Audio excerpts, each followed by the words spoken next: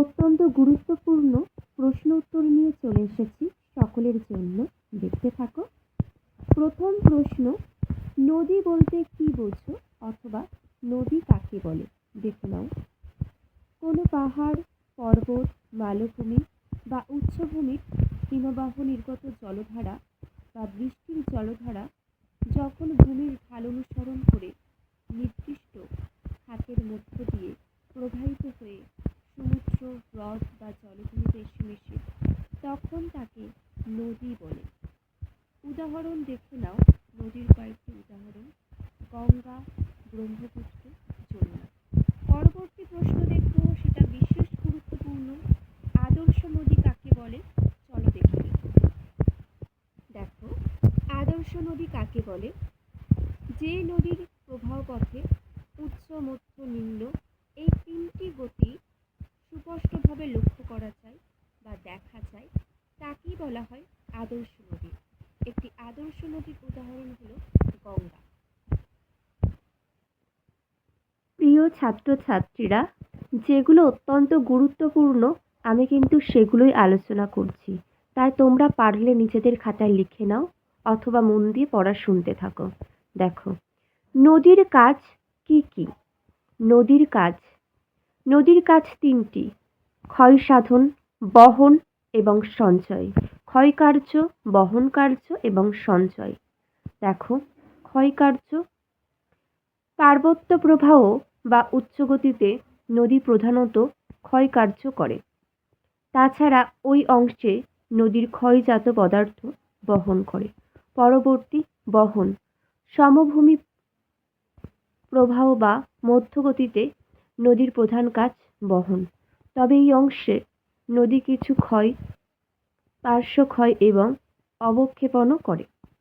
পরবর্তী, সঞ্চয়, বদ্বীপ্রবাহ বা নিম্নগতিতে নদীর প্রধান কার্য সঞ্চয়, তবে এই অংশে নদী অল্প পরিমাণে বহনও করে। এটি দেখে নাও, এই প্রশ্নটা। নদী অববাহিকা ও জল বিভাজিকা কাকে বলে? নদী অববাহিকা হলো কোনো নদী ও তার সব উপনদী এবং শাখা নদী যে অঞ্চলের উপর দিয়ে প্রবাহিত হয়, সেই সমগ্র অঞ্চলটিকে বলা হয় সেই নদীটির অববাহিকা। পরবর্তী প্রশ্ন, জলবিভাজিকা কাকে বলে?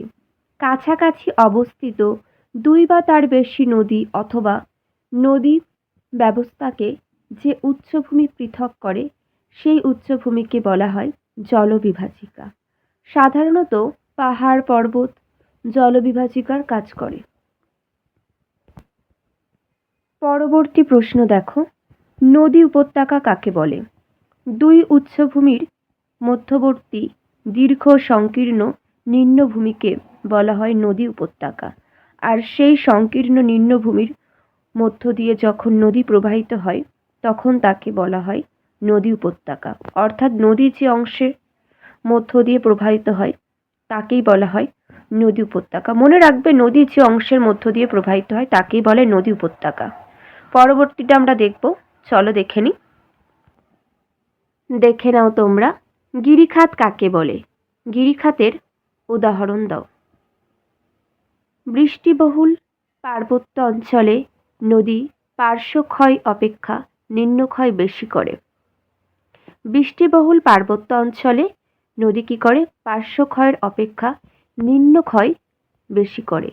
এর ফলে নদী খাত যথেষ্ট গভীর হয়।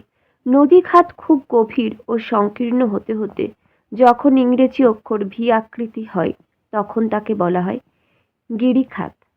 তোমরা উদাহরণটি দেখে নাও। এলকানন্দা কলকা বিশ্বের গভীরতম গিরিখাত। দেখো, 3270 মিটার। যে তথ্যগুলি আলোচনা করলাম প্রত্যেকটাই খুবই গুরুত্বপূর্ণ, সেই জন্যই কিন্তু তোমাদের কাছে বিশেষ করে আমি তুলে ধরলাম। কি কি আলোচনা করলাম? গিরিখাত কাকে বলে উদাহরণ সহ বলো।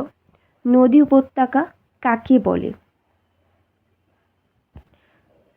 নদী অববাহিকা ও জলবিভাজিকা বলতে কী বোঝো, নদীর কাজ কী কী, নদী কাকে বলে, এই সমস্তটাই কিন্তু ভীষণ গুরুত্বপূর্ণ।